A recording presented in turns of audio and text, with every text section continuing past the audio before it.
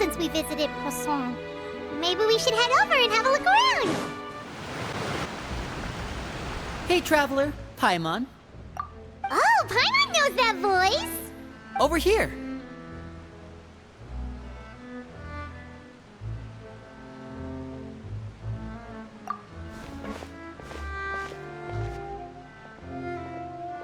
To borrow one of the more popular turns of phrase at the moment, this appears to be quite the fated reunion. Running into you two out of the blue like this has really made my day. I certainly wasn't expecting it. You can say that again. What brings you to Poisson? Wait, Paimon's got it! You must be here for one of your magic shows, right? Actually, we've run into a bit of trouble on the home front, so Father arranged for us to stay in Poisson for the time being. Oh, are Lynette and Fremine here too? Yep, along with most of the other members of the House of the Hearth. You may have noticed Poisson seems a bit more crowded than usual. So you're saying nearly the entire organization has moved to Poisson? Sounds like you've run into way more than just a bit of trouble. What's really going on? Well... Since the two of you are so curious, perhaps I can fill in the gaps. You scared Paimon half to death! Father, you're here. You know... on second thought, maybe we don't need to know? It's all probably super confidential House of the Hearth stuff, right? We totally weren't trying to pry or anything.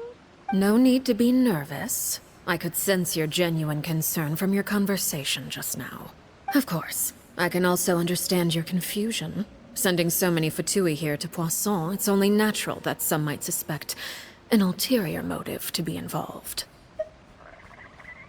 I understand.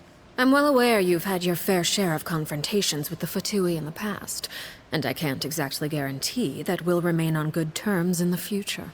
As for right now, however, I would say we have little reason to be at odds, wouldn't you agree? The House of the Hearth could stand to be more open with those who have worked so closely with us in the past. As for the issue at hand, well, it hardly relates to any ulterior motive. To be frank, it all stems from a certain rumor circulating around the House of the Hearth. It's an internal matter. What sort of rumor? A rumor that a certain phantom child is hiding away in the House of the Hearth. A phantom child? Ooh, just hearing the name is giving Paimon the creeps. A spirit that should have long ceased to exist is lurking in the shadows of the House of the Hearth. So I decided to bring the children to Poisson before continuing to investigate the situation. I expect I should be able to track down the spirit fairly quickly. After that, it's just a matter of resolving the situation, if you will. It shouldn't be much trouble at all. If you're curious, or if you still have some concerns, it might be advisable to stick around for a few days. I'm sure the children would be exceedingly pleased to welcome some visitors. Lenny, I'll leave you to entertain our guests. I have some matters to attend to. Of course, Father.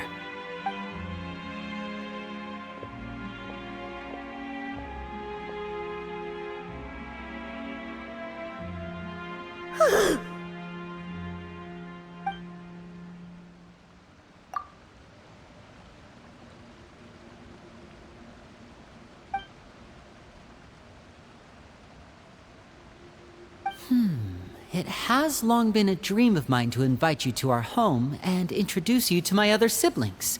You're quite well known in the organization already.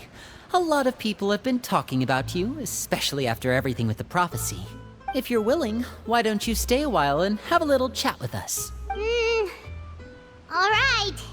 We don't have anything else to do right now anyway. But let's be clear, we're just gonna be there as guests, okay? Don't get any funny... Oh, wait a second. For your guests, that probably means we'll be treated to lots of yummy food, right? Of course. During our stay in Poisson, we've been helping out the locals with some fishing. We bring in quite the bounty every day. In fact, today's the perfect chance for me to show you what I can do in the kitchen. Let's go. I'll take you to where we're staying.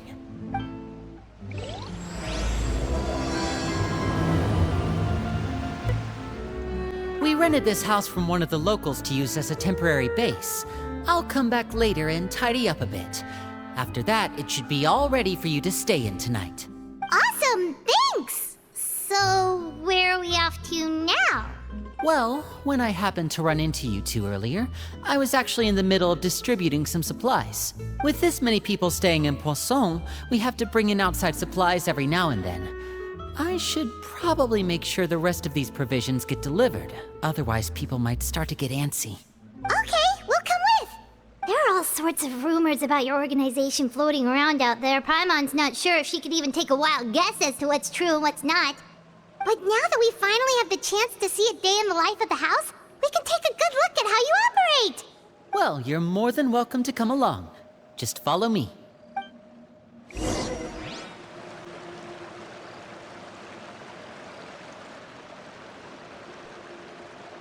Linny, you're finally here. The supplies. I'm assuming you've... Brought them with me? Yep, here you go. Hello? Something caught your eye? It's the Traveler and Paimon! No way! Come here, everyone! Hurry! The Traveler and Paimon are here!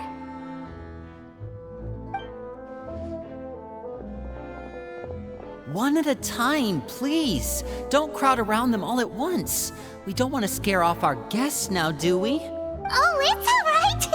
Gotta say, Paimon didn't realize we were this famous. Of course! Father and Linny have told us so much about you. Father told us about how you helped Linny. According to her, you're a trustworthy friend. And as far as she's concerned, that's pretty much the highest compliment we've ever heard her give. As you can imagine, everyone's been very curious about you. I heard the Traveler is so strong that he can move a mountain with his bare hands.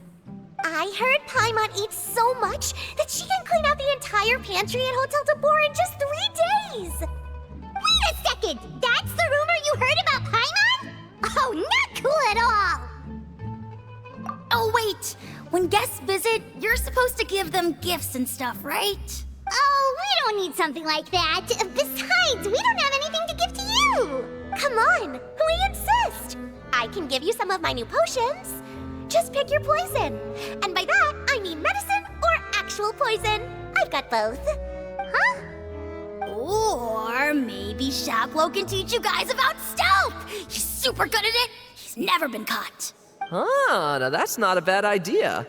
I know you usually prefer to fight head-on, but it never hurts to expand your bag of tricks, right? When it comes to eliminating your enemies, staying quiet can go a long way. Trust me, I would know. I was poisoned not too long ago, and I'm still dealing with the after effects. So I'm not quite as good as I was before, but I can still give you some pointers. Wait. When you said gifts, Paimon didn't think you meant poison and stealth tactics. But those are the best things we can give you. You don't like them? Ooh, how about this? Tell me the name of someone who really annoys you, and we'll teach him a lesson for you. All right, Fold, Selwar. I think that's enough suggestions for now. When it comes to being a good host, it's the thought that counts. You don't need a physical gift to make our guests happy. In fact, pestering them with suggestion after suggestion might make them more annoyed than anything. I would say your enthusiasm has certainly gotten across. Really? Awesome! It's been so long since we've had guests to play with. If there's anything you need, just let us know. Yeah, especially if it's poison or something. I've got all sorts of potions for that. Well, we'll talk to you all later. We've still got supplies to distribute. All right, see you later.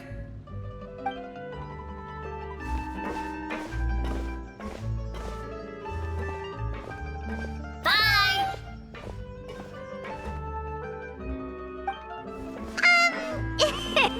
Linny, about all that poison and stealth tactics talk just now. Scared you, did it? That kind of talk comes with being part of the House of the Hearth.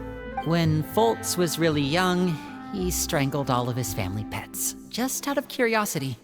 He was labeled a dangerous problem child and was abandoned by his family. Elwar has an unnatural obsession with potions. Father has forbidden her from trying all the different concoctions she comes up with, but she still tries to test them in secret. You really have to keep an eye on that one. Chaplot is around my age. While I'm mainly responsible for collecting intelligence, he handles surveillance. He's very passionate about his work and has no reservations about taking on some very difficult missions. I know you two probably aren't used to that kind of talk, but I can promise you they only had the best of intentions. Things like stealth tactics and developing different poisons, they really mean a lot to them. They were just trying to share the best of what they could offer, that's all. Filial, supplies are here. Thanks. And who are these two? Outsiders? Allow me to introduce you. This is the Traveler and Paimon. Oh, you're the famous duo I've been hearing so much about. It's nice to meet you. I heard you've traveled to all sorts of places. Is that true? Of course! We're making our way all across to that! Oh, good for you. You must be pretty familiar with Fontaine by now then. Have you seen the new opera that started running recently? I think it's called... The 4,000 Thieves? Oh, this is the first we've heard of it. It seems like it's going to be fantastic. From what I've been able to tell from the posters, anyway. You should definitely check it out if you have the time. Oh, and there's The Blind Maiden, too. That one is supposed to have audience interaction. Seems pretty interesting. After this mission is over, I think I'll go get a manicure. Oh, maybe I should dye my hair. Wonder how much it'll cost. Is it just Paimon, or do these two seem much easier to get along with than the others? Looks like the House of the Hearth has some normal members after all. I heard that. Oh! Oops. I'm guessing you're referring to Foltz and the others? Yeah, we're definitely not all like them. I bet those crazies are practically foaming at the mouth right now. I'm sure they just can't wait to get back to Snezhnaya to carry out the plan. That's enough, Filial. Don't talk about family members behind their back, right? Whatever. Let's go. Guess this is goodbye then. If you ever have some time, we should go see the opera together.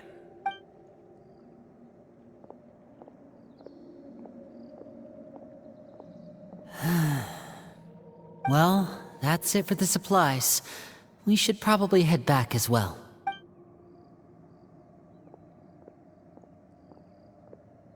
Well, they didn't seem too happy with each other.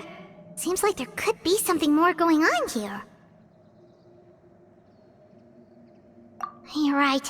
We're only here as guests after all. Oh, Winnie's getting super far ahead. Come on, let's catch up. So, what do you think of the members you've met so far? Well, Father is always encouraging us to be strong-willed and independent. So if there's one thing we've got, it's people who aren't afraid to speak their mind. Well, I should probably get cooking. Wanna join? Of course! Then let's head out and... Fremine? What are you doing here? Well, Fremine! Nice to see you again! You too. I heard you're here as guests of House of the Hearth. Welcome. We were just going to make some food. Why don't you come along? I could use some help in the kitchen, and I seem to remember you mentioning you wanted to make seafood soup for the Traveler and Paimon. Seafood soup? Oh, Paimon's drooling already. Were you looking for something just now, Fremine? Maybe I can help. It's nothing. I just wanted to see if there were any extra supplies. Yeah, we've got some left over. What do you need? Some food and water. And some clean cloth, if possible. No problem. Give me a second here. Food, water... Wait a minute. What do you need all of those for? You're not on any missions as far as I'm aware, and you were just going to come eat with us. So what's this all about? I thought I'd grab an extra portion because I get hungry at night. Could be because I'm growing, you know, and... Fremine, you remember what I told you? You're not like me. Your lying skills still need some work. Tell me what's going on. Is it really bad enough that you have to keep it from your own brother? Maybe it'll be better if we gave them some space. This is the first time I've seen that kind of look on your face. Whatever happened, does it have something to do with Father? Yes. Just follow me. You're back! Oh, and you've brought some friends with you this time.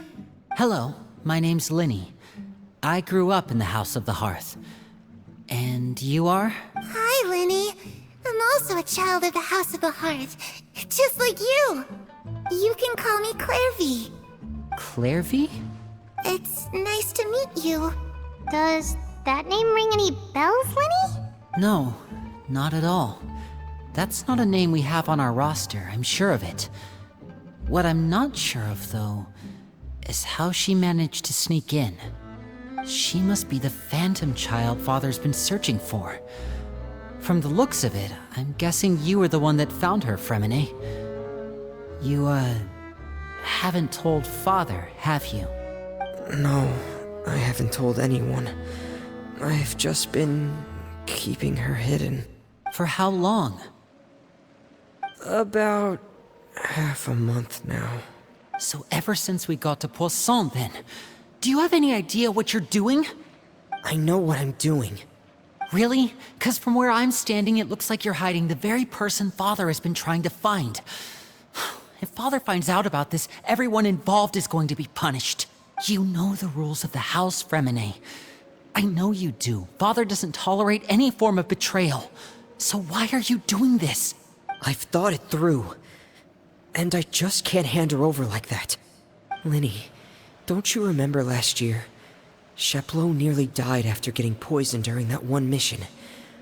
He wasn't able to get back before the poison started taking effect, and not a single person was there to help him. That night, while I was sleeping, I heard a voice telling me to go save him. I opened my eyes, but I couldn't find the source of the voice. I thought maybe I was just hearing things, but I went to look for him anyway. Luckily, I got there with enough time to save his life. That feeling of being haunted, of hearing voices, it's happened many times in the House of the Hearth. I'm sure you've noticed. So what you're saying is, that was her? She was the one who spoke to you that night? Unless there are other spirits roaming around the House of the Hearth, I don't think there's any other possibility. If Clairvy were our enemy, it wouldn't matter whether she was a spirit or an actual child. I would have acted without a second thought, because that's what Father ordered us to do. But she's been living with us, helping us from the shadows all this time. I think that makes her family. I couldn't just hand her over to be dealt with. Not when there's so much we still don't know. So what's your plan then? You can't keep her here forever. Someone is bound to find out eventually. I haven't thought that far yet.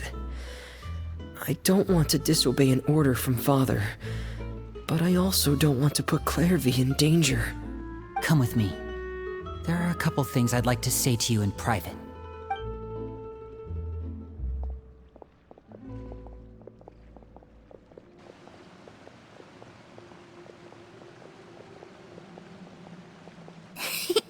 Those two sure care a lot about each other. Well, they got a funny way of showing it. From where Paimon was floating, it sure seemed like they were about to bite each other's heads off. No way! They have a really deep bond. I could tell right away, 'cause I also have a friend like that. I just don't know how long that kind of bond can last. The darkness in the house runs deeper than you can imagine. No one can get out alive. I'm sorry, Linny. I really didn't mean to drag anyone else into this. Oh, really? You didn't mean to? 'Cause I, for one, wish you did. What do you mean? You know, when we were younger, you didn't call me Linny. You called me brother, just like Lynette. We grew up together, the three of us. We were all orphans, all rescued by father. Of all the siblings in the House of the Hearth, I think our bond was the closest. Later on, when you started calling me Linny, I wasn't actually surprised. After all, Lynette and I are related by blood. We've had to depend on each other to survive long before we joined the house.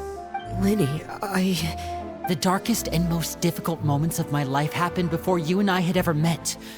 I'm sure that's true for you as well. Even so, Fremine, we've stood by each other for all these years now, and to me, that means more than blood. You and Lynette are the most important people in my life. No one can replace you. So I won't let you face anything alone. Not if I can help it. Oh, looks like things are getting kinda heated between Linny and Fremine. Maybe we should go check on them. Oh, it's raining. I should put my clothes away.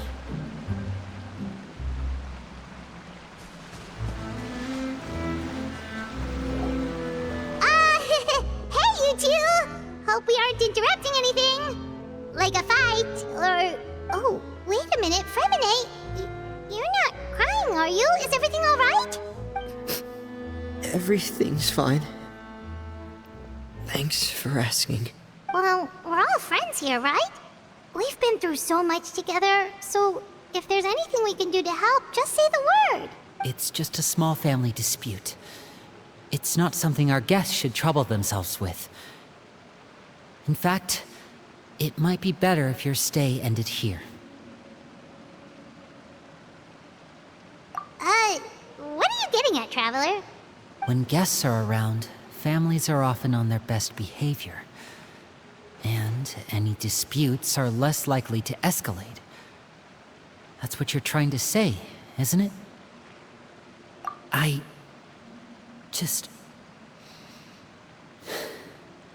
Thank you. I was really hoping to keep you out of it. But even if I could think of some other reason to turn you away, I'm not sure I could convince you. I know things could turn dangerous, so I promise you this. From now on, I'll protect you like my life depends on it. Me too. Well, back to the matter at hand then. If we don't plan on handing Clairvy over to Father, then our only other option is to solve the mystery of her identity before Father is able to track her down. That means finding out where she came from and what she's doing here. Then we can send her on her merry way and pretend like none of this ever happened. I've tried that already. And? And... nothing. I tried taking her somewhere really far away, but... after some time, she just reappeared. She even came with us all the way to Poisson. It seems like wherever the house is, she follows. I don't know much about spirits. Do you two have any ideas? Let's see here. Paimon remembers hearing something like, if you fulfill a spirit's last wish before they died, they'll let go of whatever's keeping them here and return to the ley lines. Oh, it's just that Paimon doesn't really remember where she heard that, so it's not guaranteed to work or anything. Well, sounds like it's worth a shot. Guess that means we should go ask her about her wish. But first, Fremine, I need you to promise me something. What is it? I need you to promise me that this will stay between the two of us. We're the masterminds behind this whole thing. No one else gets involved. Can you do that for me? Of course. I promise. All right. Then let's seal the promise just like when we were kids. Fist bump on 3. Ready? 1, 2, 3. I swear.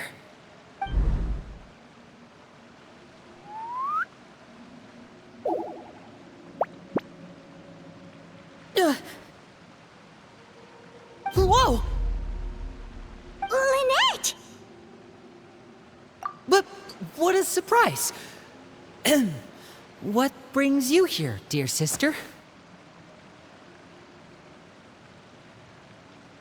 And, when exactly did you get here?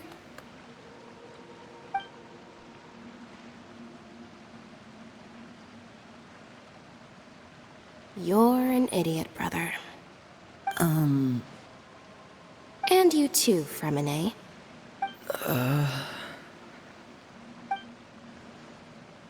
You 3, Traveler. And you 4, Paimon. Wait, what did we do? I've seen Clairvy around the House of the Hearth before. I hadn't seen her in Poisson, so I figured she must not have come with us. But it turns out, you were just hiding her. I heard you talking about your plan. Rather than steering clear of the situation, I'd rather fully join in.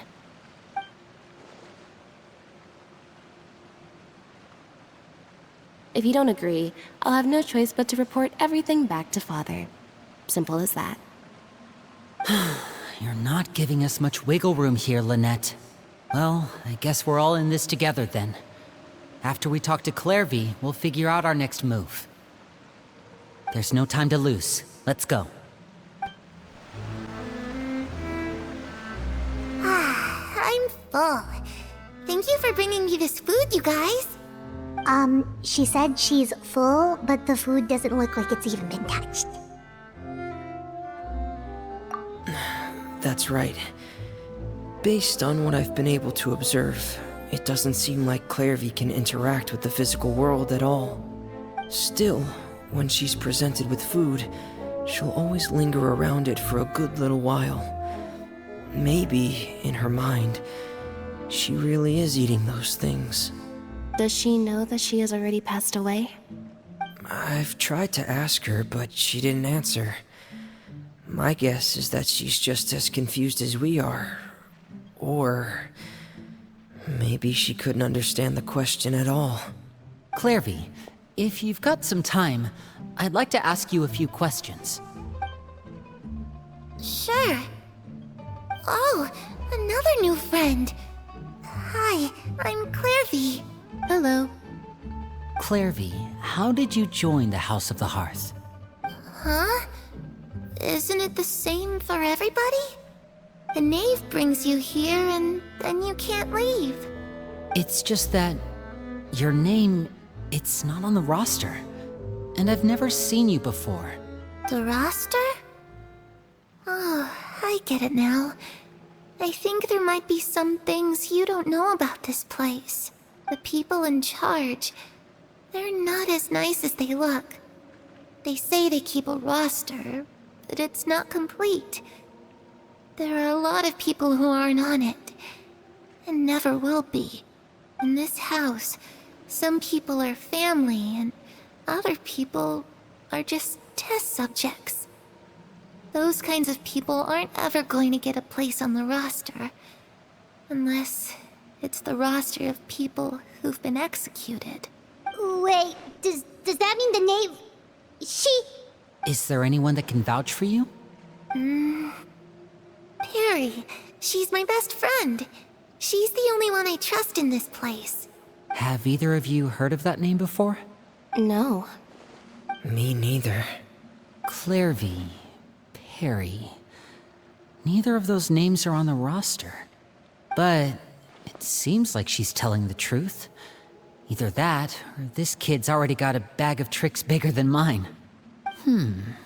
Maybe we should try a different approach. Clairvy, do you have a wish? A wish? It can be anything you want. Just imagine. It's your birthday, you're blowing out the candles, and your wish is...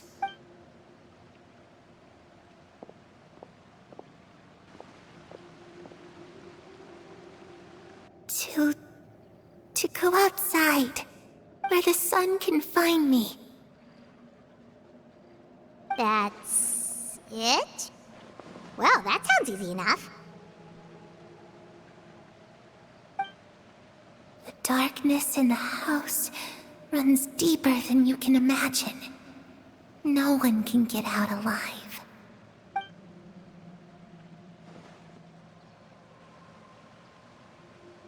Okay, time to divide and conquer. Listen up. I've got a plan. I'll try and find a way to use basic illusory magic to take Clairvy outside and bring her somewhere with sunlight. Lynette, try and find the list of executions that Clairvy was talking about, and see if her name is on it. Fremine, you stay in Poisson. We can't be the only ones who've had run-ins with Clairvy. I need you to collect intel on everything she's said and done. Understood. I'll try my best. What about us? What should we do? I really appreciate your willingness to help, but this is a family matter. I don't want to drag you in too deep. It's too risky. Let me think. Since Father considers you to be guests, maybe you could stick by her side for a little while. You don't need to do anything except keep up some nice, casual conversation. Ah, Paimon gets it. You want us to distract her. I'll give you a magic bird. If Father suspects something, all you need to do is release it when she's not looking, and it'll alert me that something's wrong. Of course, that's only as a last resort. If Father doesn't seem to notice us, there's no need to make contact. We'll reconvene here tonight after all's said and done. If the worst-case scenario happens and we're discovered, just tell Father everything. We're not going to let our guests get punished for our own actions. That's where we draw the line. You too. Okay, this is where we part. Father should be at the beach nearby.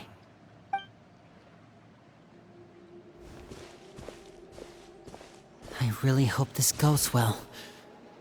No, it has to go well. That's the only way this can get resolved.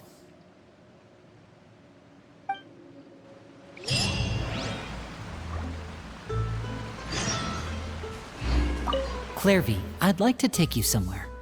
Is that okay with you? Sure. Where are we going? It's the knave and child. Hey, aren't you supposed to be in Snezhnaya recuperating? What are you still doing in Fontaine? Oh, it's you two. I didn't expect to run into you here. I was unconscious for quite a while after the fight in the Primordial Sea. After I woke up, I realized I was being taken back to Snezhnaya, and well, I couldn't have that now, could I? Not when I've still got unfinished business here in Fontaine. So, I mustered up all my strength and made the journey back on my own.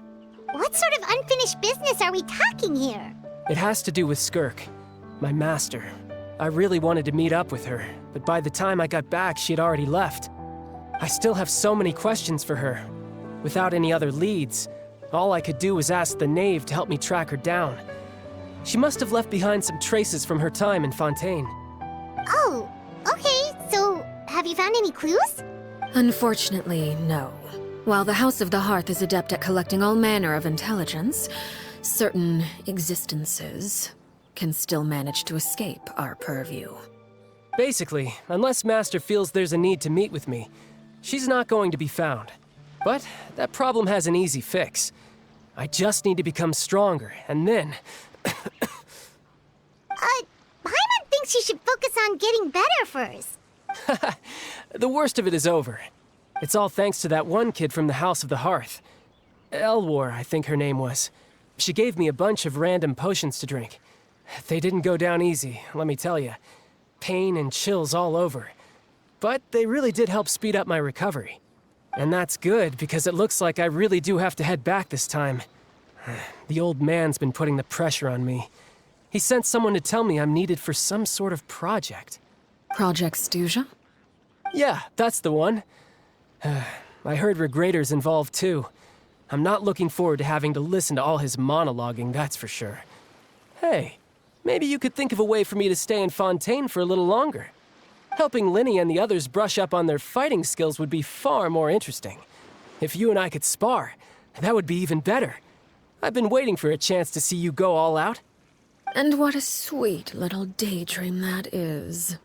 But I also have a role to play in all this. I'll be leaving Fontaine shortly as well. Besides, considering how little they see fit to step outside the homeland, being called on to return to Snezhnaya by such illustrious dignitaries, what a great honor. Wouldn't you agree? One I could do without, I'd say. Is it just Paimon? Or does it kind of seem like they're... So, dear guests of the House of the Hearth, to what do I owe the visit? Well, we just... Right! We're super close to Linny and the others, but we still don't know much about you! Is that so? Introductions have already been made, have they not? Oh, well, you see? There's only so much you can learn about someone from a short introduction. At least tell us something a little extra, like... Why do you call yourself father? Huh, good question. I'd also like to know. The fact that you have to ask tells me our intelligence work has been quite successful. Telling you the answer to that question would only serve to undermine that success. And we can't have that, now can we? Spoken like a true diplomat. That was some expert sidestepping right there. Well, if there's nothing else, I think I'll take my leave. I still have a small matter to resolve at home. Wait, don't go!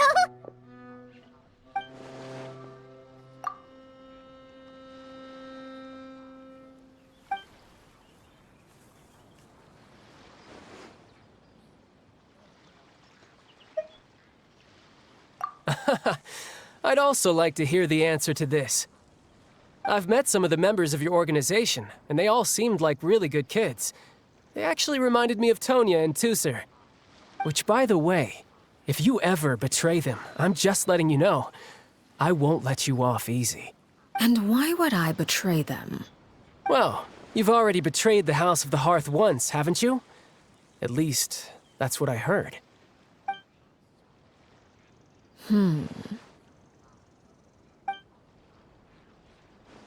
Okay, I admit. That's just what the old man told me. The rooster, I mean.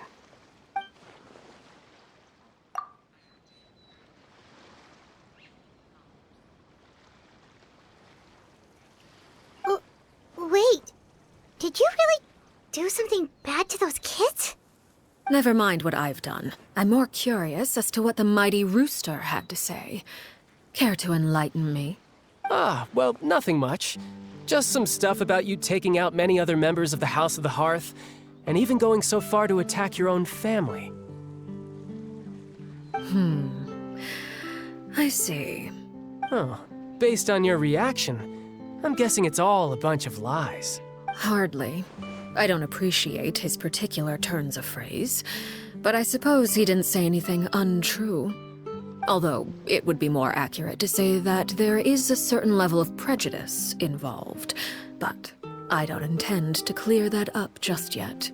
Prejudice has a funny way of concealing the real truth behind certain things, an attribute that I find to be quite advantageous. Call yourself a Fontanian, for example, and people will assume all sorts of things, when the real truth is that this is simply the land where I was raised. Huh? You're not actually from Fontaine? But then why did you try to help out with the prophecy and everything? I was trying to protect the children born in Fontaine. Claiming that I myself was a Fontanian simply made it easier to operate. People would hardly suspect a fellow Fontanian of having any ulterior motives. Who wouldn't want to save their homeland after all? The primordial sea wouldn't have any effect on me, but it would have caused great harm to the House of the Hearth. Well, you wanted extra information, didn't you? There you go. I hope that satisfied your curiosity.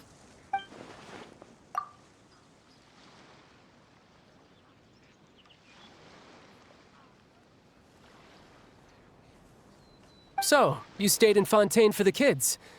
I guess I was wrong to believe you'd betray them. Apologies. Looks like I was holding on to some prejudices myself. Good. Like I said, I like it when others have misconceptions of me. Actually, while I was recuperating at the House of the Hearth, there was something else that really caught my attention. I heard that members always resolve disputes and arguments with a friendly spar, and the loser has to back down. Seems pretty cool if you ask me.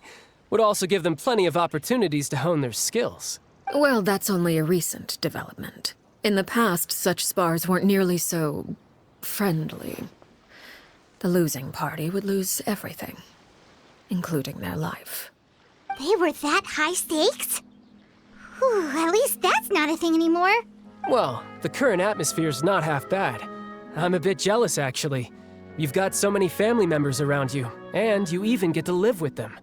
Having a lot of family around means dealing with a considerable amount of bickering and scheming. Once Tonya and Tusser enter their rebellious phase, I'm sure you'll understand. Just imagine. Tusser becomes obsessed with plucking out strands from the rooster's mustache, or Tonya decides to dye her hair 42 different colors. Okay. I get the picture.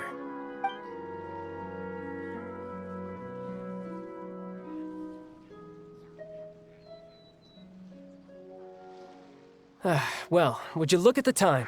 I should probably get going. Traveler, Paimon, I'm not sure where our paths will cross next, but the next time we run into each other, we should definitely try and find some time to spar. Again, maybe this is a conversation we can have when you look less like you're gonna keel over. All right. Well, thanks for everything, Arlecchino. No thanks necessary. You also played a part in obtaining the Gnosis. I would say we can call ourselves even. I like the sound of that. Well, I'm off. See you all some other time. We should probably get going too. Do you want to head back with us? Oh? You want me to leave so soon? Oh, well, you see, I'm rather enjoying the evening breeze. If you don't mind, I think I'll stick around for a bit. I have some things to think about. Apologies for not attending to you like a proper host. Please forgive this slight. I do hope you'll have a pleasant stay. We managed to keep her distracted until nightfall. Good thing Child was there to keep the conversation going. You don't think she suspected anything, do you? Oh, I wonder if Liddy ran into any issues. Let's hurry back and see how everything went. Oh? You decided to stay a little longer? Let's take in the ocean view together, then. Lenny, how did everything go? Well, long story short, we ran into a small issue. Clairvy can't go into the sunlight. Everything was fine at first. She followed me up to the surface just like I told her. But as I led her out of the shadows and into the sunlight, she vanished. I turned around and there she was, standing at the edge of the shadows, silently watching me. Huh. Maybe she's afraid of sunlight, or... No, it wouldn't be her wish if that were the case. Well, we could always try pushing her into it. Oh, true. I've pretty much tried it all already. Nothing worked. Eventually, the sun went down, so all I could do was bring her back here. How did it go with you, Lynette? Good. I've got the list. It's right here. Really? Well, what are we waiting for? Let's take a look!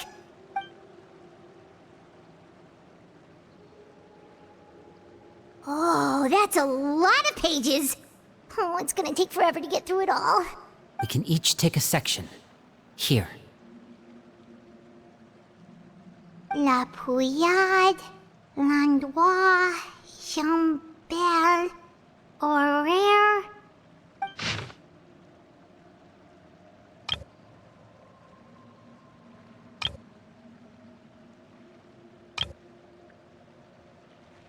Oh, yikes.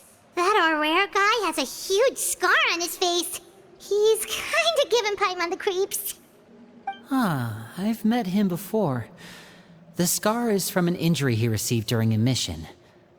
I still remember him joking with me about it.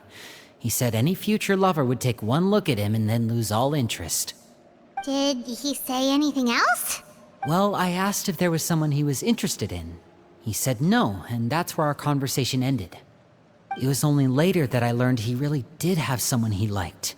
He risked everything to escape so he could be with her, but it didn't work. One day, Father asked to see him, and, well, I never saw him again after that.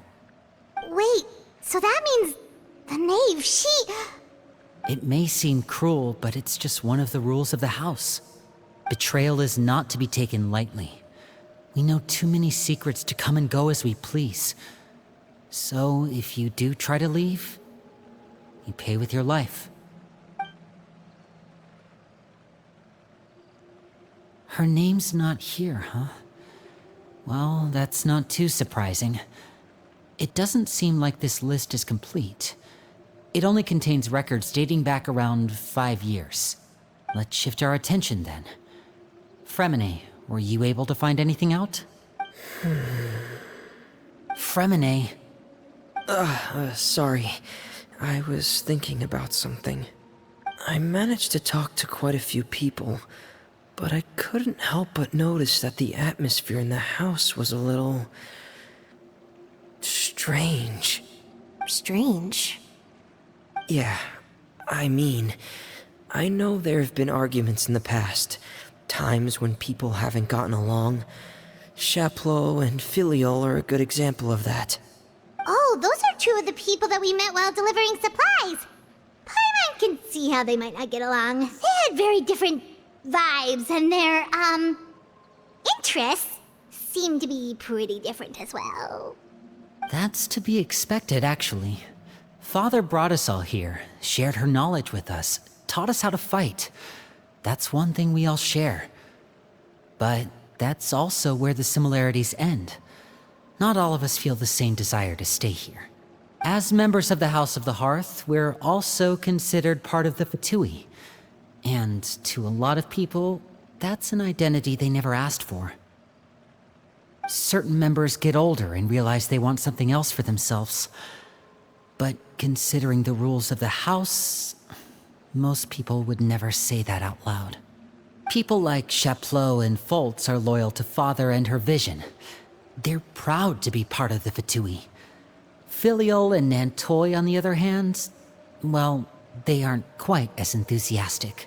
These kinds of conflicts have always been there. It's not like Father is in the dark about any of this. Well, that's true.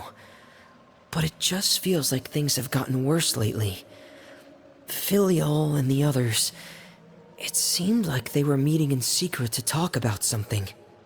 I can't say for sure, but I think they've met Clairvy. You think she's been inciting them to act out? No, not exactly. But I wouldn't be surprised if she said something to them about the darkness in the house and how deep it runs.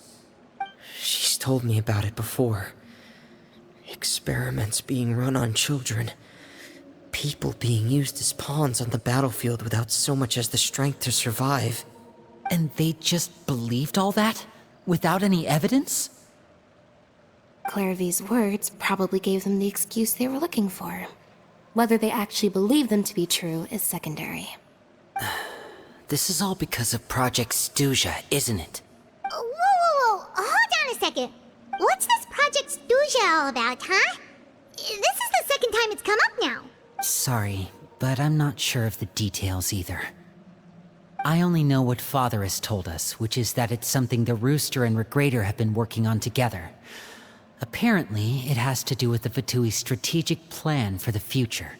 Because the House of the Hearth was so successful in obtaining the Gnosis, we now have the honor of playing a key role in Project Stuja. Wait, but isn't that a good thing? Key role is just another way of saying dangerous role. To us, the whole thing is an inconvenience. Father thinks so too, but she's in no position to refuse. Their plan isn't exactly unreasonable, and they've been funneling the house a lot of funding. It's just that we'll lose a lot of members in the process. Participating in the plan, it's an honor in name only. What they're really trying to do is subdue us. The existence of an intelligence organization outside their control makes them feel uneasy.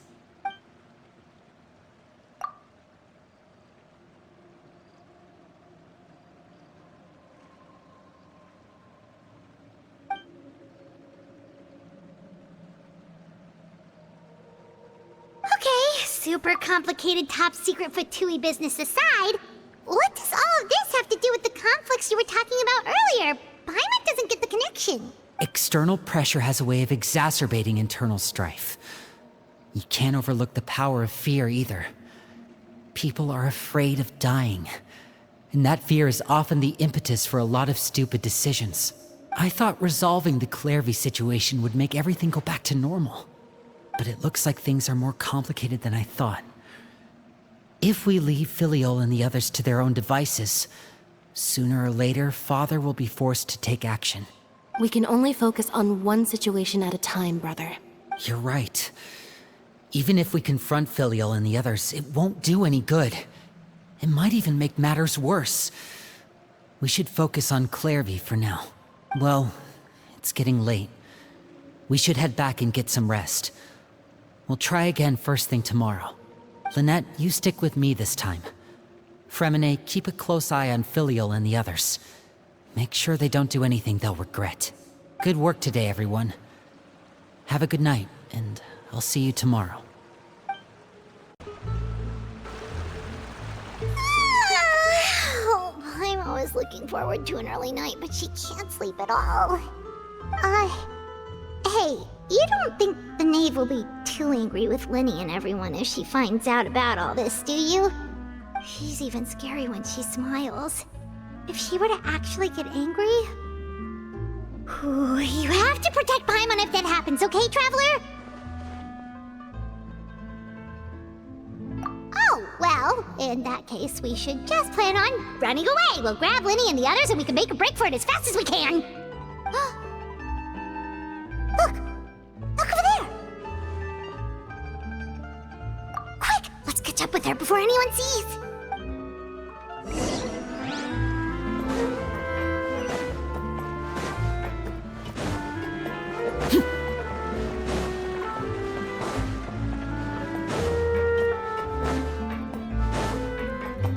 Over there!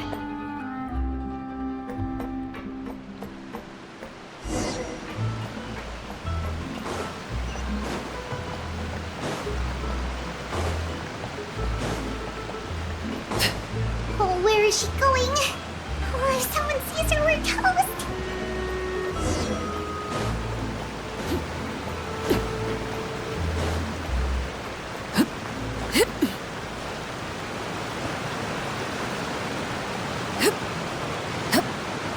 Oh, look! She stopped!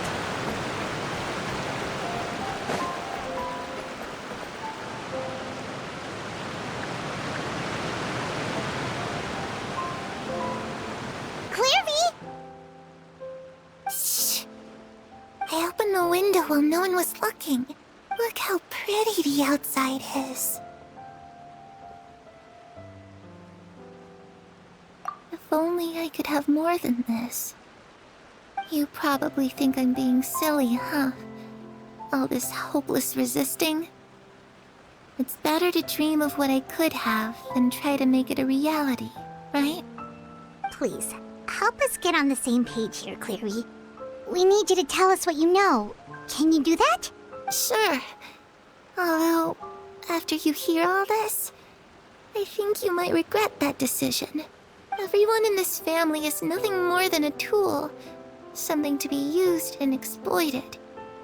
We're all expendable, including me.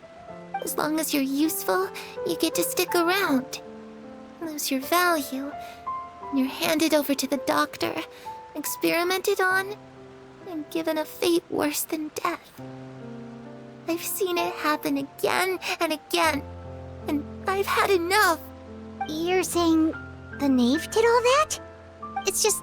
that doesn't seem like something she would do. She's scary and all, but it seems like even she has lines she wouldn't cross. I knew you wouldn't believe me. Everyone thinks she's a good person. They all think of her like a real mother. Mother? But she doesn't deserve that title. She's disgraced it and tarnished it. And if I had things my way, I'd never see her again. If only Perry were here. She'd understand. Perry. There's that name again. Also, Paimon's getting a strange feeling. It almost feels like she's not really here with us. Paimon can't tell if she's actually talking to us or if she's mistaken us for someone else. Well, in any case, it seems like she really needs someone to talk to. We should keep her company for a little longer. She looks so young. But it seems like she's been through a lot. It's getting windy. I should close the window. Ooh, look at the moon. Isn't it pretty? Hey, wanna hear a secret? I heard that if you look up at the night sky in Snezhnaya, you can see the aurora. It's supposed to be super pretty. Even prettier than the moon tonight. Perry and I promised each other that once we're older, we're gonna go see it together. But I can't find her. I'm worried she's also been... No, that wouldn't happen to her. She's special. Mother likes her a lot. I should really go talk to Mother, but we just fought. She doesn't want to see me, and I'm too scared to face her. What should I do?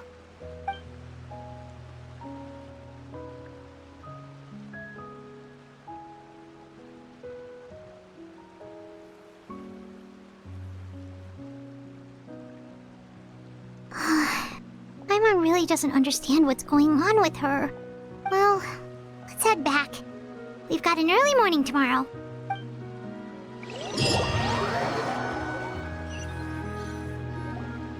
All right, looks like we're all here. Let's go ahead with the plan. Oh? What is it? What makes you ask that? Well, we kinda ran into Clairview last night, and that's what she told us. We met the doctor back in Sumeru. He's super dangerous, and he's done all sorts of bad things.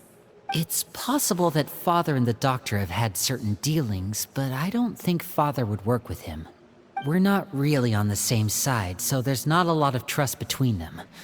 That doesn't exactly set the stage for a successful partnership. I did hear, though, that when Father first became a Harbinger, the Doctor offered to work with the House of the Hearth. Father rejected most of his proposals, except for one. It had to do with some sort of secret experiment. Secret experiment? Could that be what Clairview was talking about? I don't think so. I don't know any details about the experiment itself, but I do know it's an entirely independent operation. The Doctor only proposed a direction for the research. That was the extent of his involvement. I still don't think that counts as working together. The details of the experiment are confidential, but complete records are kept on all participants. That doesn't seem to be the case with the situation Clairview referred to. I know you don't agree with some of the Fatui's methods, and I'm not asking you to. But I am asking you to trust us on this. The House of the Hearth has its own principles. There are certain lines we're not willing to cross. Alright, that's good to hear at least. Clairview seems to think the Knave and the Doctor worked together to do something horrible. If that turned out to be true, Paimon doesn't know how he would even face you guys. It's just that it doesn't seem like Clairview is lying either. The easiest thing to do would be just ask the Knave directly, but Paimon doesn't think she'd tell us. Father didn't come back last night. She's probably still near the shore. We'll be counting on you to distract her. Lynette, you're with me. Fremine, you know what to do. Be on your guard, everyone. All right, let's get to it.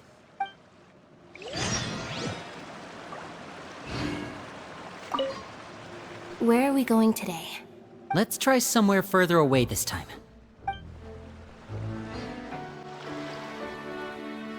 Ah, it's you two again. I must say, you look a bit pale. Did you have trouble sleeping last night? A little. Perhaps if you had less on your mind, you'd be able to absolve yourself of such troubles. So what are you planning to do now? Catch up on some sleep?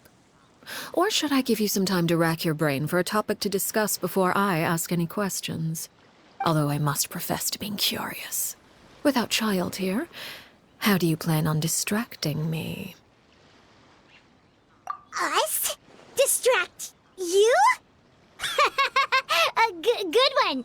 But, no, we were just here for a chat. Looks like you could have used some extra time to think. No matter. If you don't have any other plans, why don't you accompany me somewhere? Don't worry. I'll be sure to steer clear of any scheming children. The ocean breeze is sure nice today. Children always think they can hide things from the grown-ups. But nothing gets past me. Least of all a little scheming. I think I'll let them have at it for a little longer. I can be very patient. Well, I'll leave you to think things over. If you're so inclined, meet me outside the Palais Mermonia. Good things come to children who do as they're told. So I do hope you decide to tag along. If only for your friends' sakes. What should we do? She clearly knows about everything we've been doing, and Paimon doesn't think it'd be a stretch to say she was threatening us just now.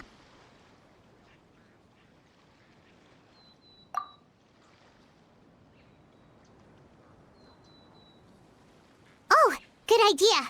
Hopefully he sees it in time. Well, we should probably head to the Palais Mermonia. Paimon doesn't want to find out what happens if we don't show up. Based on what the knave was saying just now, it sure didn't seem like it'd be anything good. Okay, then we probably shouldn't keep her waiting. It seems like Linny and the others are on thin ice, so let's do our best to not get them in any more trouble. Seeing as we still have some time before my meeting, we might as well enjoy some pleasant conversation while we wait. I'm glad to see you get along with my children. Being surrounded by good companions is necessary for a child's development. You're not planning on doing anything to them, are you? I assume you're referring to Linny, Lynette, and Fremine, although there's that situation with Filial and Nentoy as well. It appears quite a few people have been acting out lately. No matter. I'm not one to discriminate. All those who betray the house meet the same fate. There are no exceptions. Does that mean you're going to kill them? Oh, are you here to beg for their lives? I'm sorry to disappoint, but the rules of the house change for no one. In my organization, everyone is responsible for their own actions. But don't you care about them at all? They really respect you. They even call you father. You must feel something for them. Any organization in which feelings come before principles is one destined for ruin. The House of the Hearth is hardly an exception. You could say our principles are more stringent than most. Perhaps I can offer you this consolation at least. As our guests, you two will not be held accountable along with them. I would imagine Linny, Lynette, and Fremine will be able to keep their lives. As for Filial, Nentoy, and the others, I'm afraid there's little I can do. They can try to escape, but once you know our secrets, there's no getting out alive. But that's awful. Ah, you seem concerned.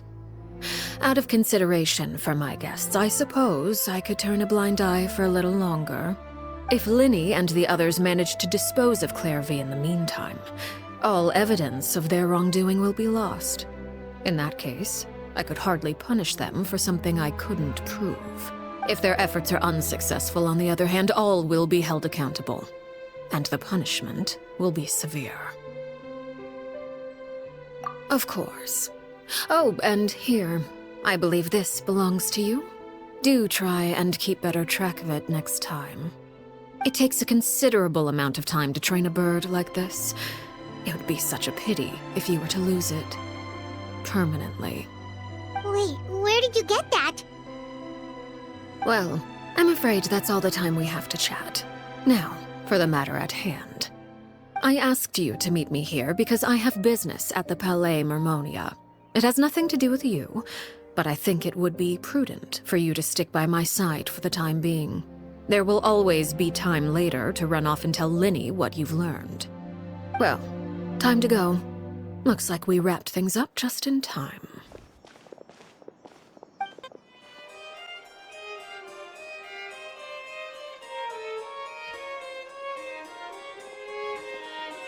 It's been a while, Monsieur Neuvillette. I must say, I wasn't expecting my meeting request to be approved quite so quickly. The Palais Mermonia operates with an efficiency worthy of admiration. It is only right that an esteemed diplomat such as yourself should be afforded the proper level of respect. Although, if I may speak plainly, I must confess that I did not anticipate we would have the occasion to meet again after presenting you with the Gnosis. I see you brought the Traveler and Paimon with you as well. If I may inquire as to the purpose of your visit. I'll be departing Fontaine shortly. There is, however, an outstanding matter that I would like to see resolved before I go. It requires a rather lengthy explanation, I'm afraid. So I took the liberty of explaining everything in this proposal. Please review it at your leisure, Monsieur Neuvillette.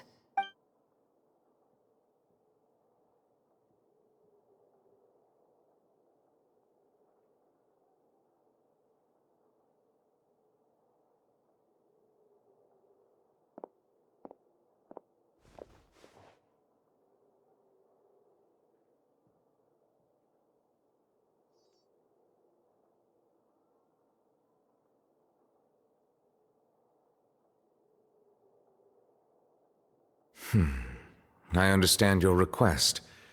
However, at the risk of causing offense, I must admit that I fail to see why you would wish for such a thing.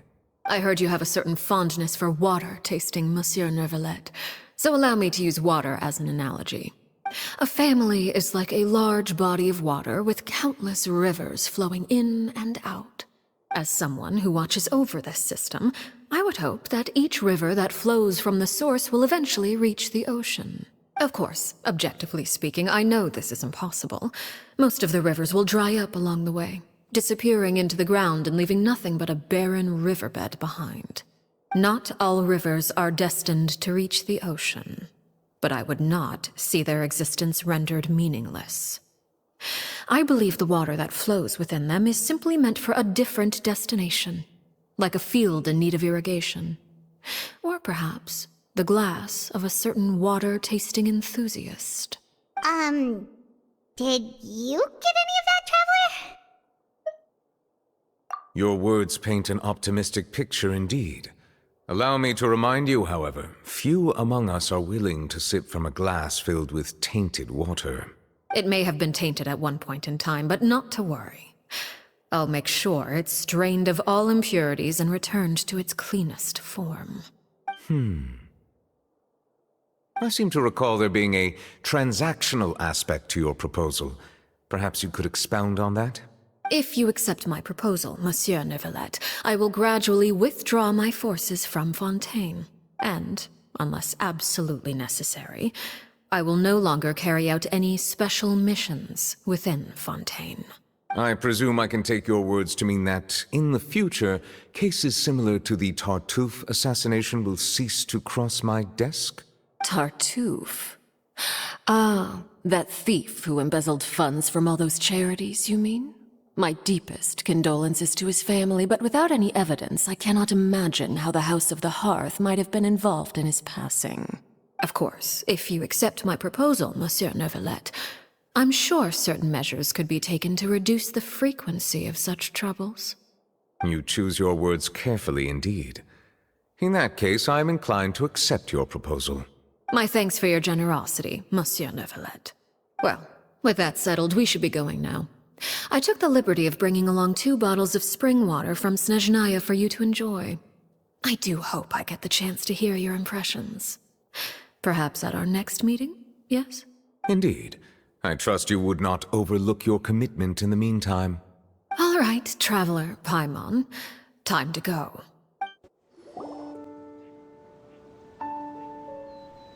What is this place? Somewhere long forgotten by everyone. It used to be a grand building. Now it's nothing more than a pile of rubble. No one comes here anymore, nor does anyone care about what once happened here. Although, this place does have something to do with the story I'm about to tell you. It was before I became a Harbinger, and before Linny and the others joined the House of the Hearth. Due to certain events, I first killed Clairvy and then her mother. And this is where it all happened. You were the one that killed Clairvy? Patience now. Allow me to explain Clairvy's side of the story first. I'll start from the beginning. Clairvy was 6 years old when she was brought by her mother, Crucibina, to live in the House of the Hearth. From the outside, it seemed like a fairy tale. A thriving family made up of kind adults and friendly children. Crucibina was the knave at that time, and the House of the Hearth was under her control. She was Clairvy's mother by blood, but she was also the mother to all the children in the house. Clairvy was happy here, for a time. But she quickly realized that being part of this family wasn't a fairy tale at all. It was a kind of purgatory. Purgatory?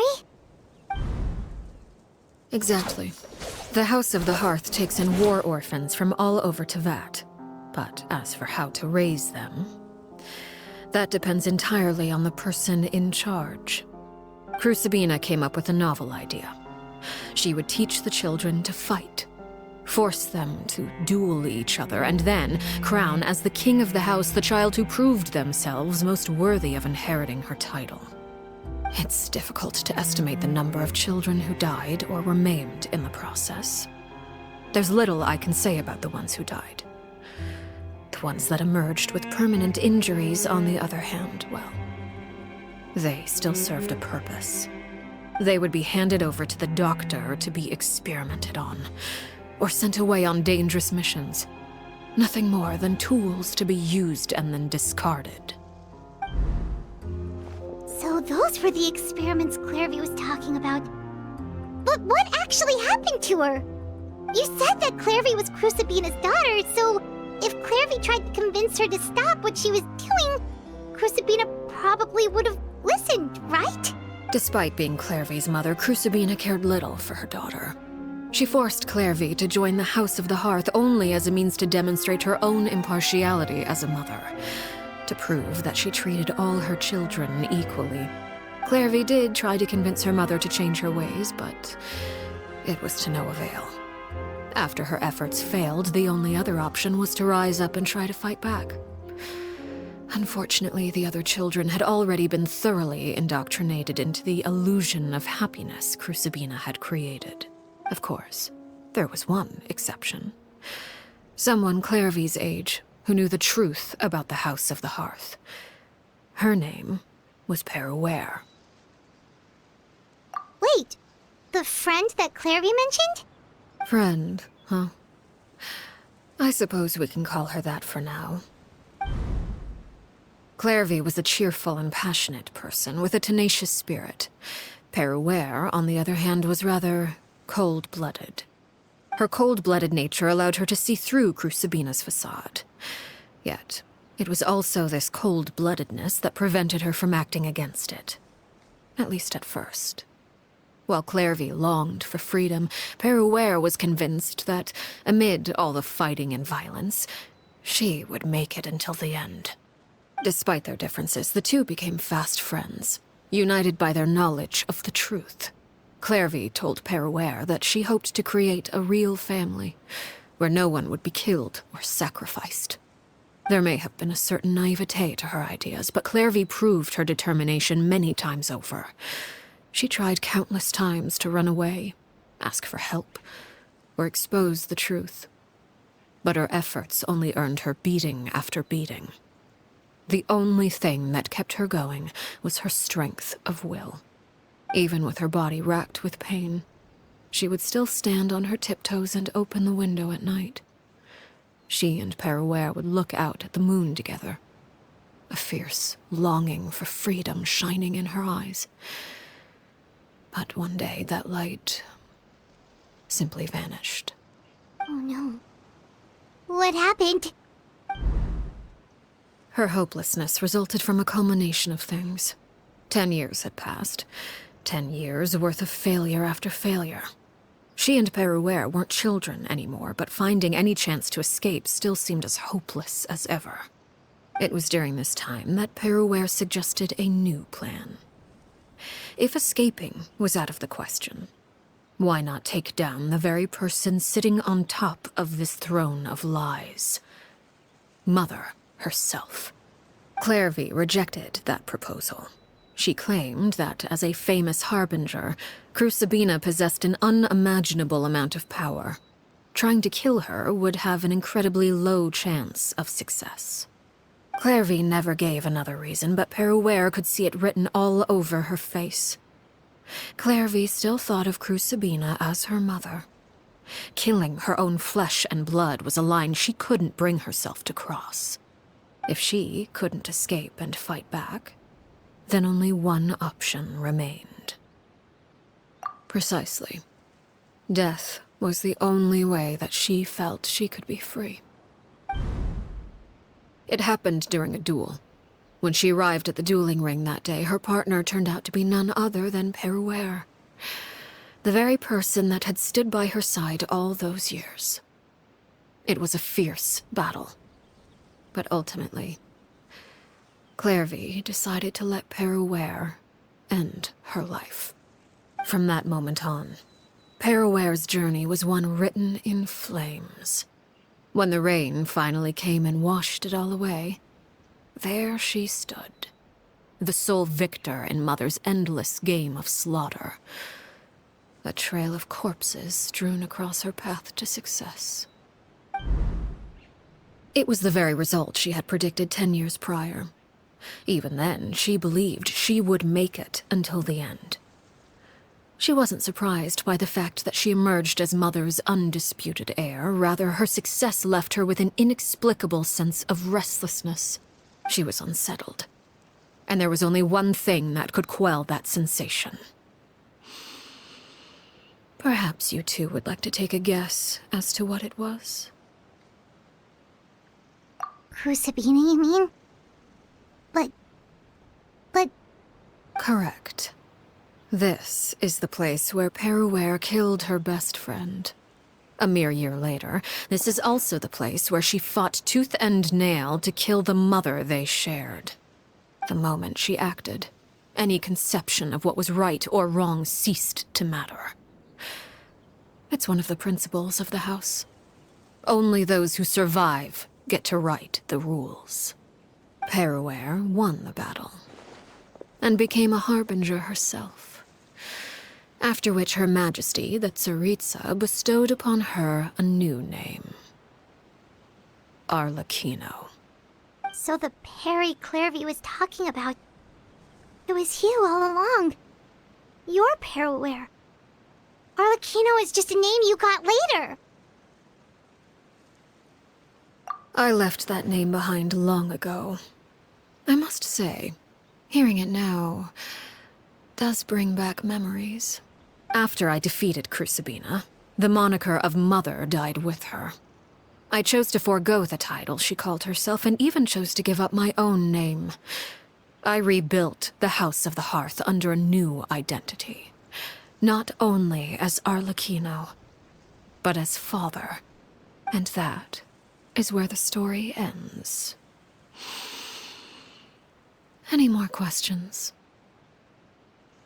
Yeah. Based on what you just told us, Clairvy wasn't a little kid when she was killed. So the Clairvy we met... Was she really a spirit at all? I suppose you could call her an illusion born of flame. Her existence is like ashes to a fire. Something left over in the wake of blaze and ruin. You see, a certain power runs through my veins. It's not unlike a curse.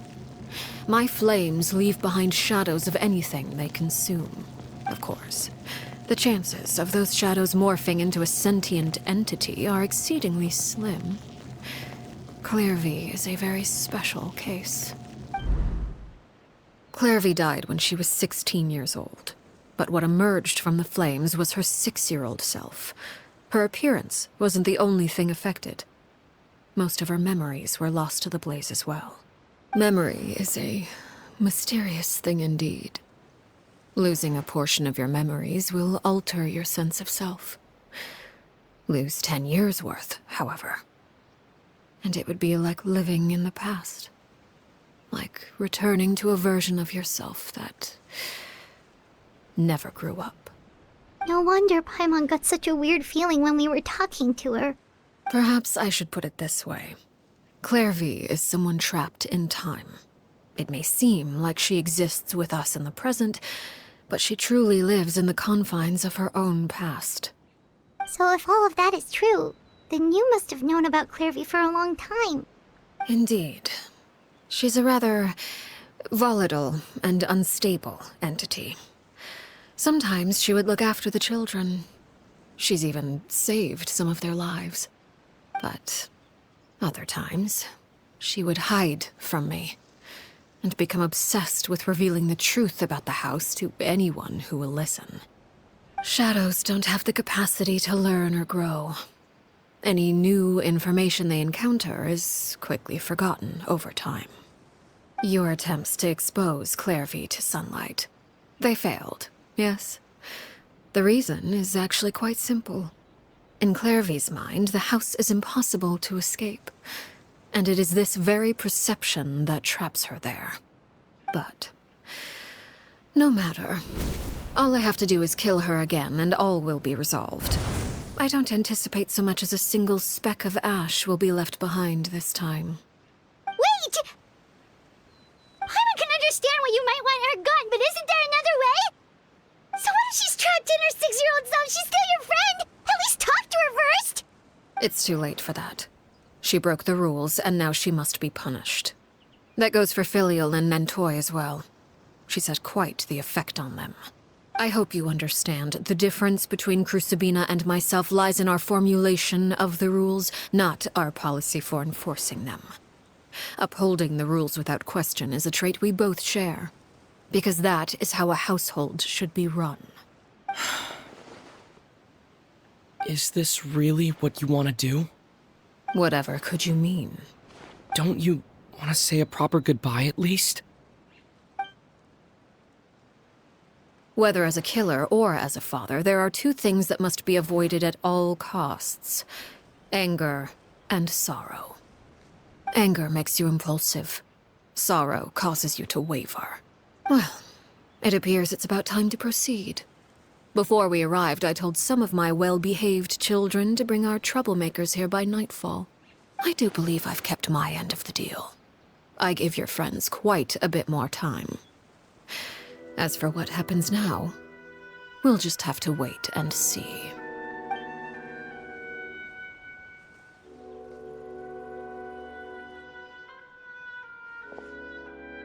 Here they are, Father. Ah, you gonna execute him? Seeing something like that would actually be a first for me. Lenny! I'm sorry. I heard about how you helped buy us more time. But I still failed. I couldn't find a way to fulfill her wish. Huh? Are you... Perry? Indeed, it's been a while, Clairvy. Perry! Shh, stay right there. I'm sorry to postpone our reunion, but first I believe certain scores need settling.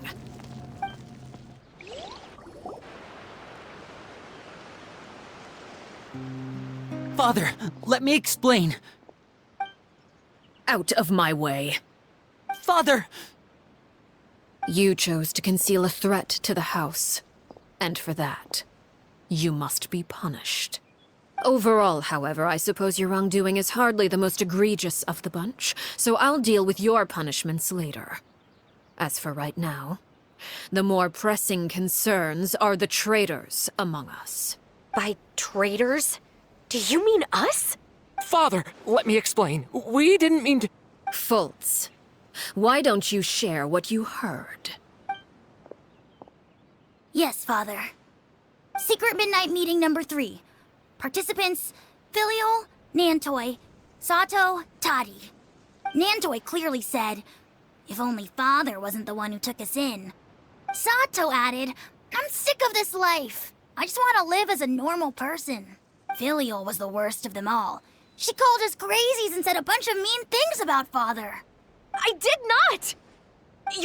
You're lying! Fultz is trying to frame us.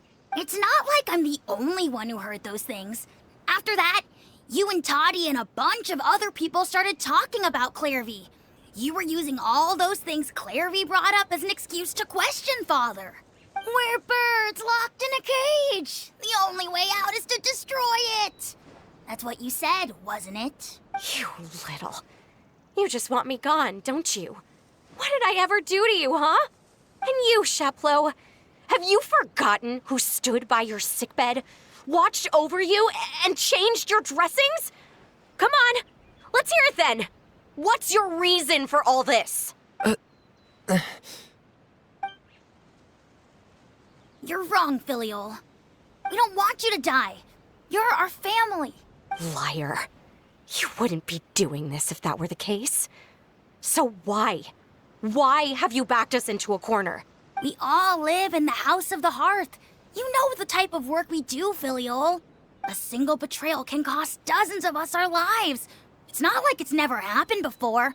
That kind of thing is hard to forget. That's why the House of the Hearth cannot tolerate any form of betrayal. Ever since we came to Poisson, you've had 7 secret meetings. A lot of the things you talked about really crossed the line. You've been spying on us for half a month? Wait a second. Now that I think about it, the move to Poisson was just a way to make it easier to spy on us, wasn't it? Because we were all in one place. You've had this planned all along. Filiol, Nantoy, I'm sorry. I owe you both my life. I owe Clairvy too. If it weren't for all your help after I got poisoned, I wouldn't be standing here today. If this were any other situation, I would do anything to repay that kindness, even if it cost me my life. But rules are rules. I'm sorry. My hands are tied. Why? Why? That's enough, Filial. We made a mistake, and we should own up to it. We broke the rules, plain and simple. And now we have to face the consequences. I'm sorry, Chapleau. Fultz. I'm sorry, Father. We accept our punishment. Chapleau, according to the rules of the House of the Hearth, how should these traitors be punished? All those who betray the house pay with their lives. And so it shall be.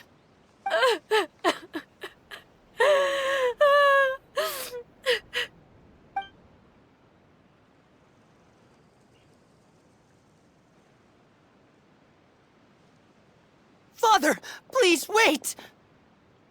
Something you want to say, Linny? Please reconsider, Father.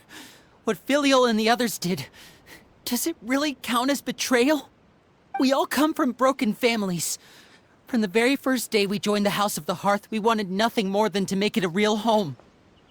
But the truth is, none of us know what a real home should look like. I'm not saying I have all the answers. All I know is this. Killing Filial and the others may uphold the rules, but doing so will only bring us further away from being a real family than we've ever been. So please, Father, please, reconsider. I agree with Linny. Father, please. Linny, you... I also agree with Linny.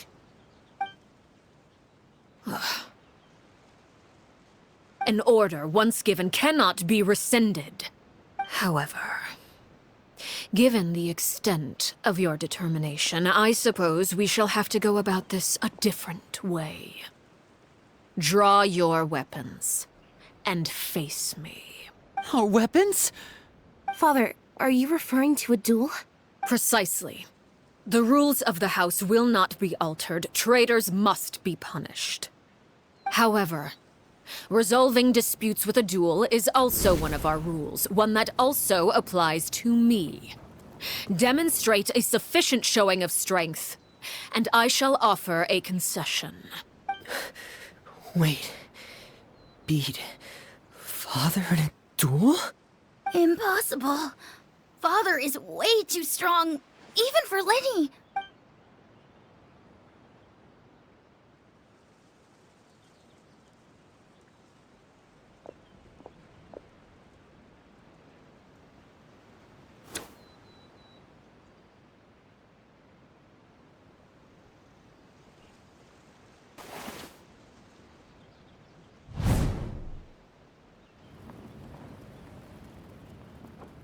Did you hear that, Traveler? Letting the others have to duel the knave. What should we do? Can they really win something like that? If they lose, those people from the house are really gonna be executed. Hey, are you listening?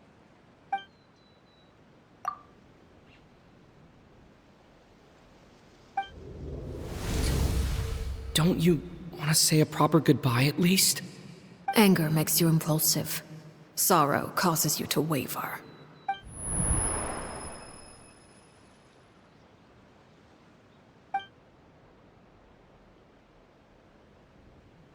Oh.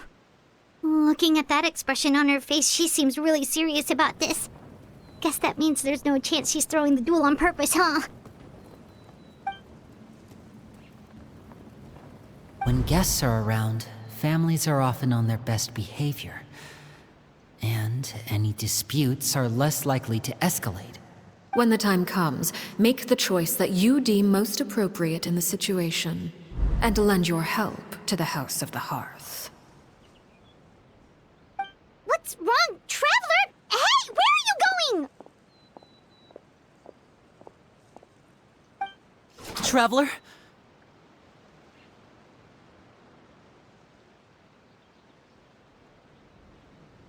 You're asking to join the duel against the knave?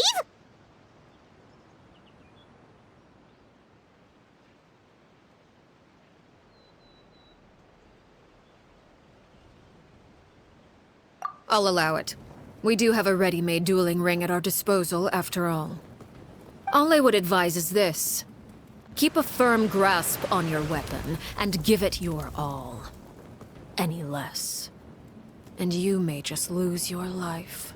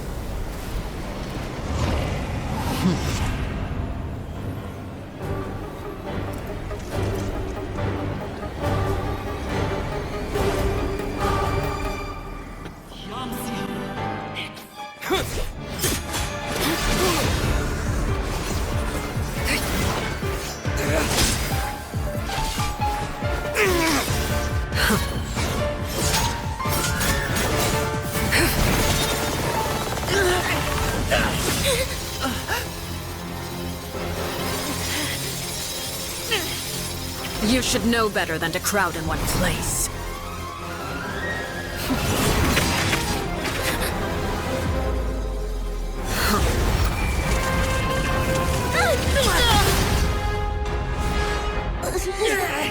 Oh, I know. No! I'm sorry, Father!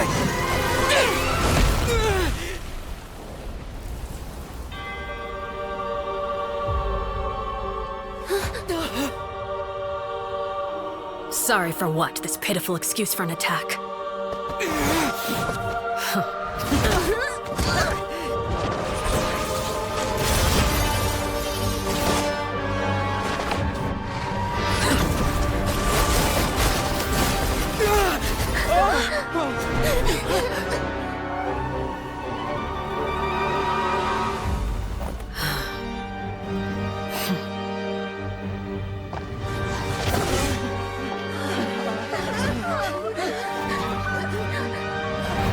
Father, no!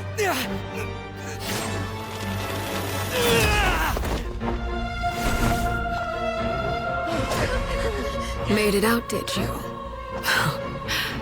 You're stronger than I expected.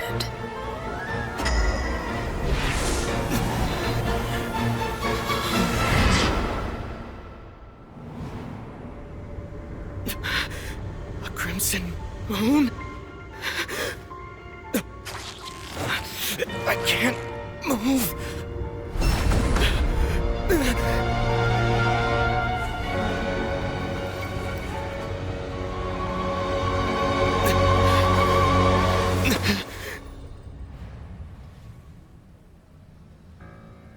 Still, not strong enough to beat me.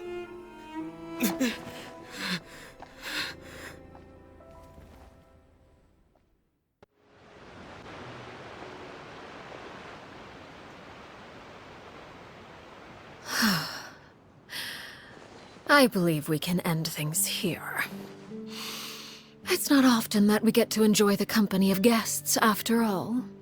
We wouldn't want things to get too out of hand. Brother, are you all right? Lenny! Given that I am the victor of this duel, as agreed, the punishment stands. No! I never thought things would end like this. However, everyone involved in the duel demonstrated a remarkable level of strength and determination. In light of this, I'm prepared to change the method of execution. Elwar, the bottled flames I gave you for safekeeping. Do you still have them? Yes? I wasn't sure what they were for, but I've kept them super safe. I didn't lose a single one. Wonderful. Then, in just a moment, I'll have you administer them. Bottled flames? Indeed. They're the product of a secret experiment. Under certain special circumstances, flames can be extracted from my person and preserved. Once ingested, searing pain will spread across every inch of your body. No harm will come to you physically, but your memories will be burned away. If you can withstand the pain. When you awake, you'll have forgotten everything you know about the House of the Hearth, and will be expelled from the organization. In other words, administering this concoction will kill the version of you that grew up in the house, and give you a new identity.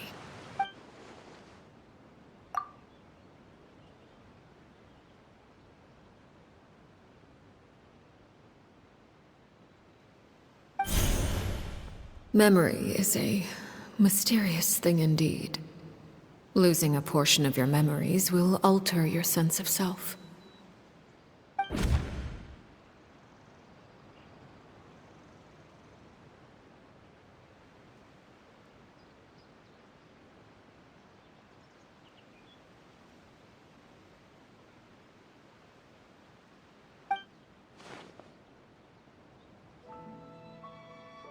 So, you're just letting us go, Father? You misunderstand. Memories are extremely important. Once consumed by flame, the version of you standing before me will die, and our secrets will die with you. So no, I don't intend to just let you go, because the person who survives will be nothing but a stranger. Even so, I won't have to live in fear anymore. I'm sorry, Father. I'm sorry I let you down. But I really... Don't cry, Filial. You haven't left the house yet, so there are still rules to be followed, yes. Remember what I taught you. Anger makes you impulsive, sorrow causes you to waver. Don't let yourself be controlled by your emotions. Of course. I'll remember. Dry your tears, and go pursue the life you really want. Yes, Father. Chaplot, Foltz, Elwar, take them back to Poisson. And bring Linny and the others as well. I prepared 3 extra vials of bottled flames. As for whether to take them, the choice is yours. Goodbye, children. The next time we meet, I will no longer be your father. Thank you for all you've done for the house. I hope you have bright futures ahead of you.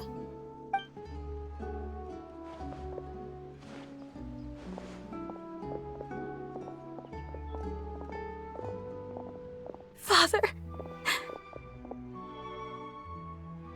Let's go.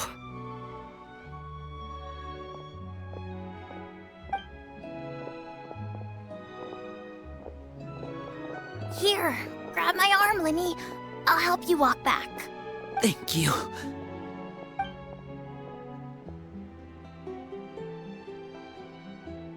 Claire V.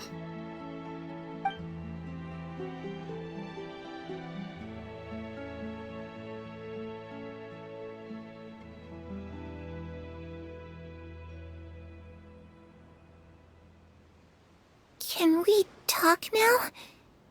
I've been waiting for a super long time. You really are Perry, aren't you? I haven't seen you in so long. How come you're all grown up? Wait, did I somehow travel to the future on accident?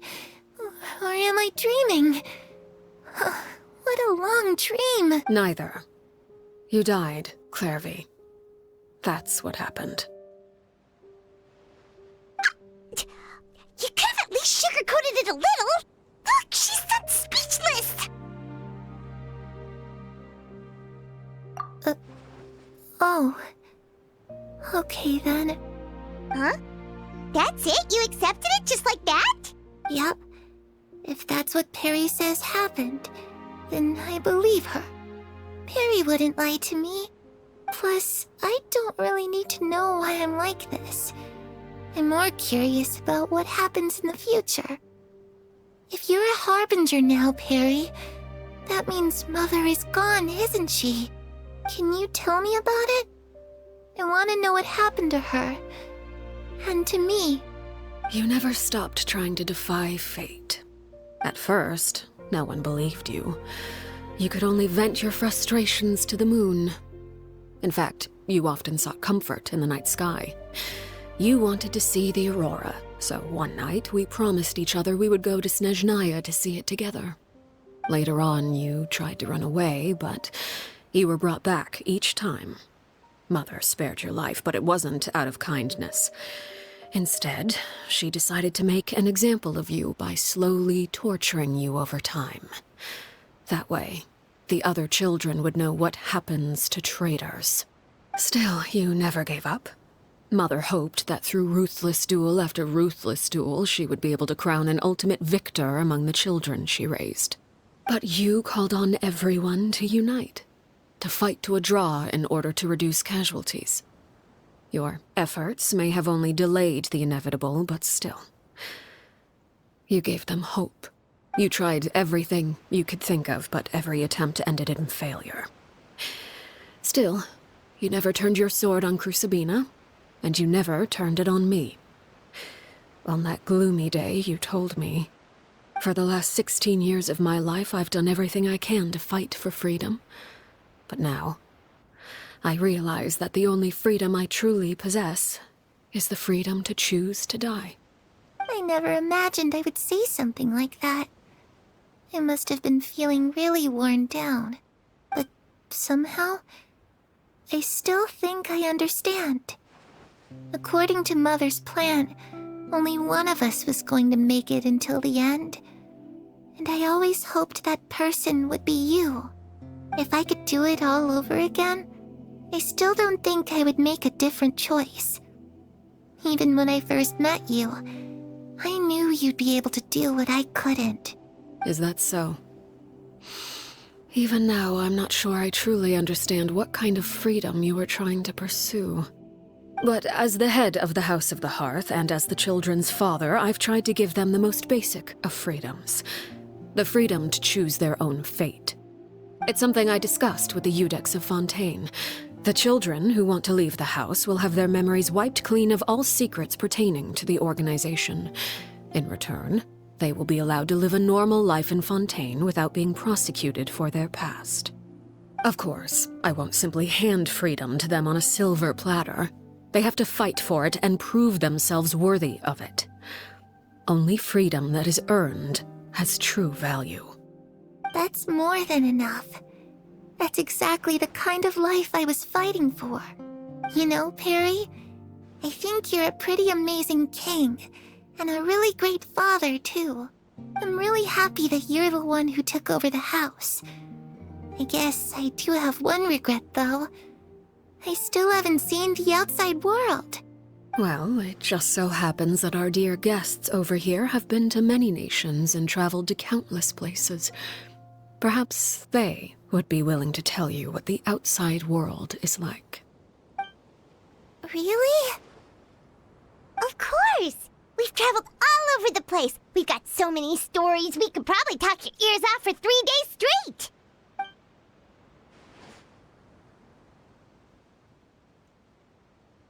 You know, I used to dream of being a bard. Playing the lute while singing into the winds of freedom. Even if there was no one there to listen, I would have continued to sing no matter what.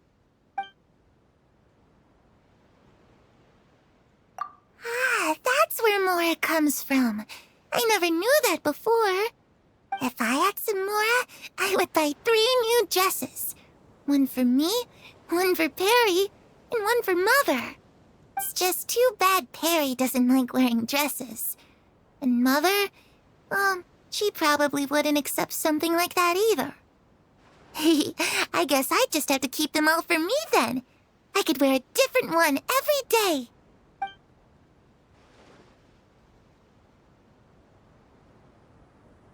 Those yokai you mentioned, what do they look like? I once saw a drawing of this one guy with horns on his head and a super scary face.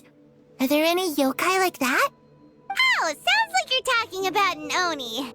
Yep, we've met one, and let Paimon tell you, they're not nearly as scary as they look.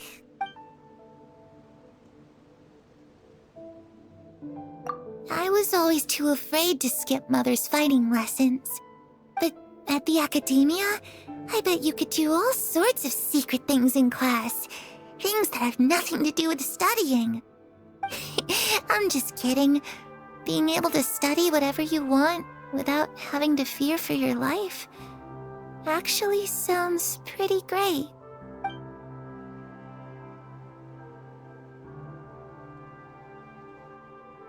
The situation was super dangerous. Lenny and Lynette were accused of committing a crime, and they were going to have to stand trial at the Opera Epicles. Oh no, that must have been hard for all of you. What happened next? Don't worry, we were able to turn the situation around super quickly, all thanks to Detective Paimon, of course. How'd you do that? Come on, tell me. Okay, so it was like this. After the failed magic show, we rushed to the scene and...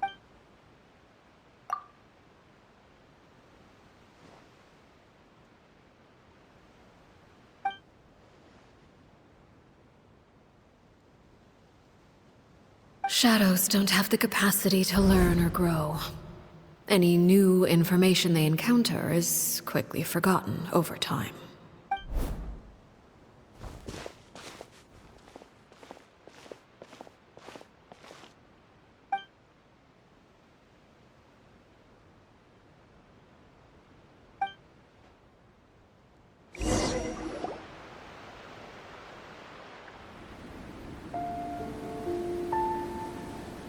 Clairvy, you've worked tirelessly from the shadows to overthrow the House of the Hearth.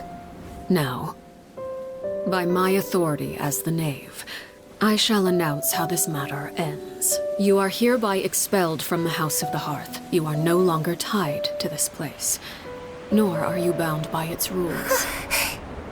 You're saying that I can finally leave? I get to experience the outside world as well? Oh, I almost forgot. There's no getting older for me. Still, seeing who you grew up to be makes me really happy, Paraware. Take care of yourself. Goodbye. May we meet again someday.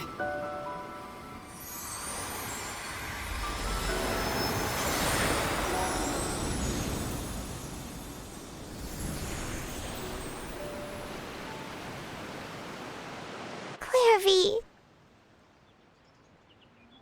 She left so soon. Paimon didn't even get to finish her story. I also have certain sentiments left unsaid. I wanted to tell her that the aurora I saw in Snezhnaya was just as beautiful as the ones in the pictures. But a shadow's memories reset at dawn. Had we delayed any longer, we wouldn't have had the time to say goodbye. Whatever regrets may linger, let them be lost to the coming of a new day. Father? It's Linny! Hey, Linny!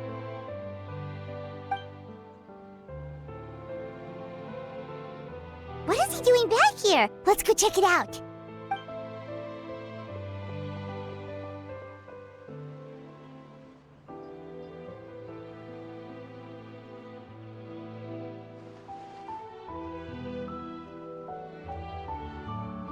Father, the bottled flames have been administered. Filio and the others have left the house. And you? What have you decided? Thank you for giving us that choice, Father. But we never wanted to leave the house.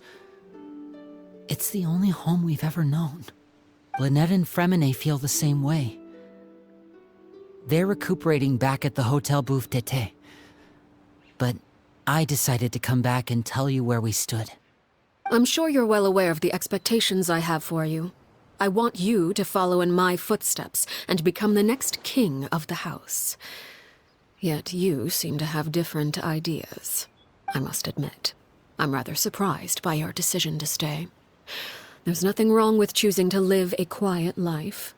Leading this organization is a heavy responsibility, one not so easily carried by someone forced onto the throne. I just never understood what you saw in me. What made you believe I was deserving of that throne?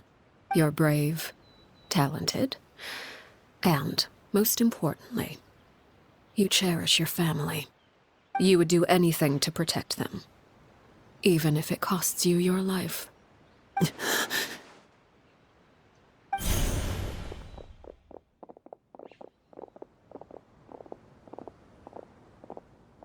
Speaking up back there was so brave of you, Linny. It's all thanks to you that we were able to convince Father to back down. You're a hero, Linny. Hero. Father is the real hero.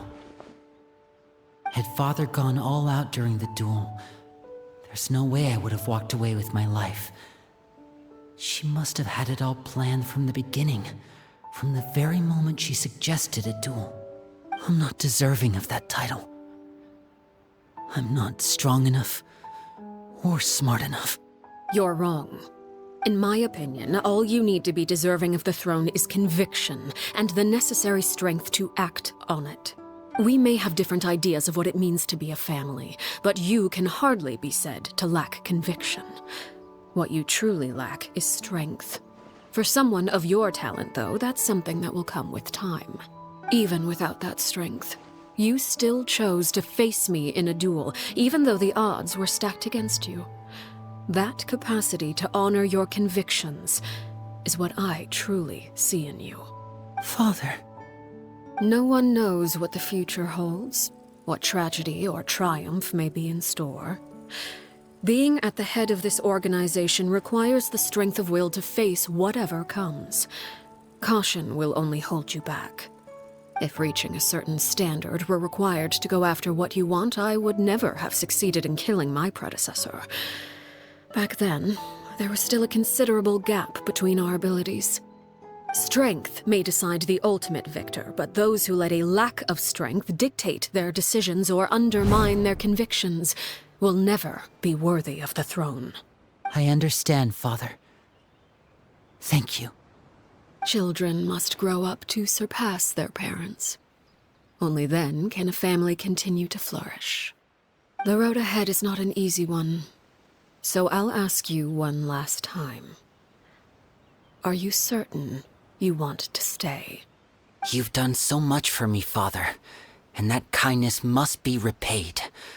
Plus, with Project Stuja at hand, there are many dangers ahead, and I, for one, don't intend to back down. Protecting my family at all costs. That's my conviction. Then you're welcome to stay.